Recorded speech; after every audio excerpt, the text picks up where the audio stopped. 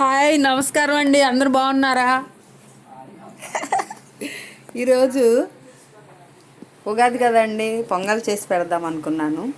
పొంగల్కి కావలసినవి చూడండి: బెల్లము, నానబెట్టిన బియ్యము, పాలు అండి. కుక్కర్ గిన్నెలో పాలు పోసుకొని తర్వాత పాలల్లోనే మనం బియ్యం వేసుకొని ఉడికించుకుంటే బాగుంటుందండి. ఒక 2 యాలక్కాయలు మాత్రం వేసాను. తర్వాత నానబెట్టిన బియ్యాన్ని వేసాను.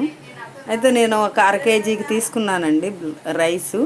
అర కేజీకి లీటర్ పాలు అయితే బాగుంటుంది. అర కేజీ బెల్లము, లీటర్ పాలు అయితే బాగుంటాయి. నేను 3/4 లీటర్ పాలు పోసి కొంచెం వాటర్ కలిపానండి. ఈలోపు అన్నం ఉడికేలోపు బెల్లాన్ని పొడి చేసుకొని కొంచెం నీళ్లు పోసి దానిని కరిగించుకుందామండి. ఎందుకంటే ఆ బెల్లం అలా వేస్తే డస్ట్ ఉంటుంది. అందుకోసమని బెల్లాన్ని కరిగించుకొని మనము ఆ కరిగిన బెల్లాన్ని వడకట్టుకొని అన్నంలో పోసుకుంటే బాగుంటుంది. చూడండి, అన్నం చాలా బాగా వచ్చింది. ఇప్పుడు మనం వడకట్టుకొని ఉన్న బెల్లాన్ని అన్నంలో పోసుకుంటే చూడండి, అన్నంలో పోసుకొని కలిపితే 2 నిమిషాల్లోనే ఆ బెల్లము అన్నాన్ని మొత్తం అబ్జర్వ్ చేస్తుందండి.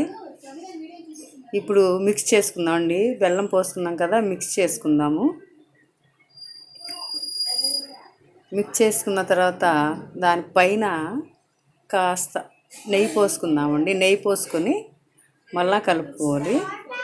ఒక 2 నిమిషాల్లోనే మొత్తం చక్కగా రైస్ తయారై ఉంటుందండి. ఇది చూడండి, తయారైంది.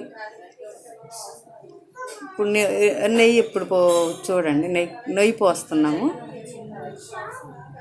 ఈ అన్నంలోకి ముద్దపప్పు కాంబినేషన్ బాగుంటుందండి. పప్పును ఉడకబెట్టేసుకొని కారం వేయకూడదండి, కాస్త కొంచెం ఉప్పు వేసుకొని మెదిపేసుకోవాలి. ఆ అన్నం పైన కాస్త ముద్దపప్పు వేసి దానిలో నెయ్యి పోస్తే చాలా బాగుంటుందండి.